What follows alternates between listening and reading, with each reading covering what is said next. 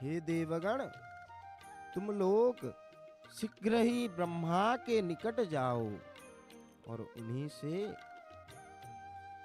निश्चित कारण जान पाओगे। तुरंत श्री ब्रह्मा जी के निकट जाओ। और यह सुनकर सभी देवगण ब्रह्मा के पास पहुंचे और इसलिए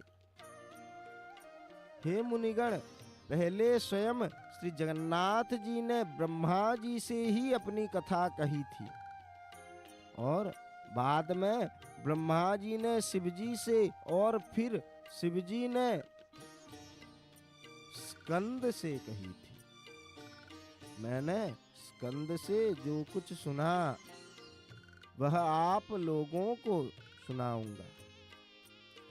परंपरा के अनुसरण ना करके जो लोग सिर्फ बुद्धि के आधार पर कथा कहते हैं, वो लोग परम श्रेय पाने से वंचित रह जाते हैं और विषय की एक रूपता की दृष्टि से विचार करने पर ज्ञात होता है कि भवभय से भीत ब्रह्मा को नारायण ने सर्वप्रथम 4 श्लोकों में ही भगवत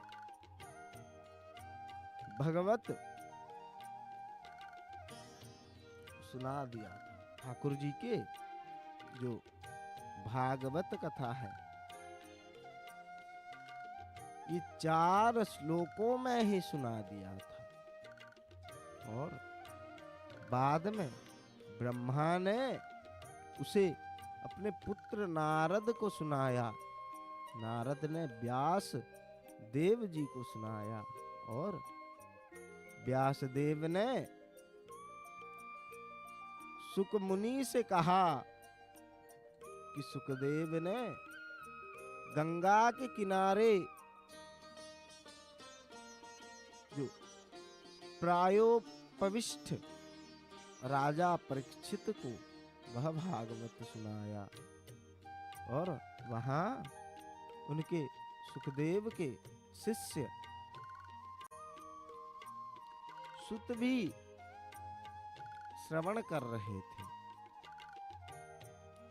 तो बंधु, सुत ने बाद में नैमिषारण्य में समवेद जो सैनकादि ऋषियों को सुनाया।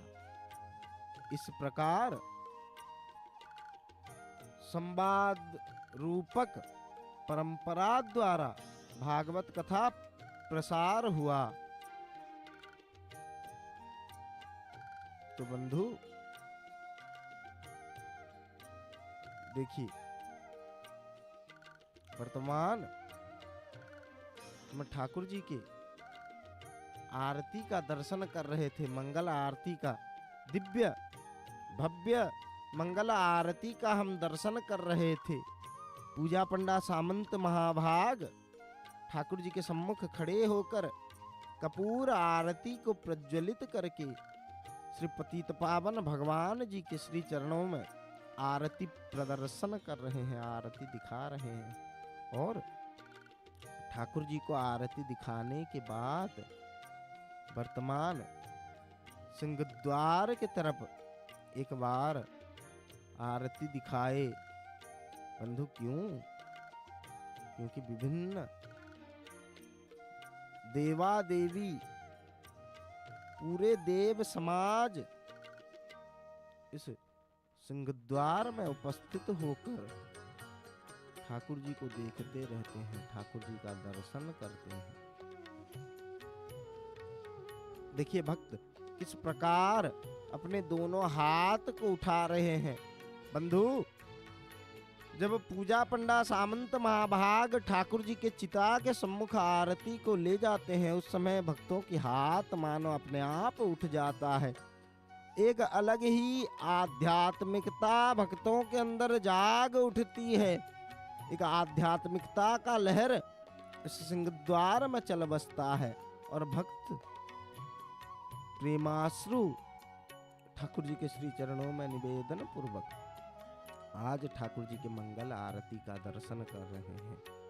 ओम जय जगदीश हरे, ओ स्वामी जय जगन्नाथ हरे। भक्त जनों के संकट, दास जनों के संकट क्षण में दूर करे। ओम जय जगन्नाथ हरे। जो ध्यावे फल पावे, दुख विनसे मन का। ओ स्वामी दुख विनसे मन का। सुख संपत्ति घर आवे, धन संपत्ति घर आवे। कष्ट मिटे तन का।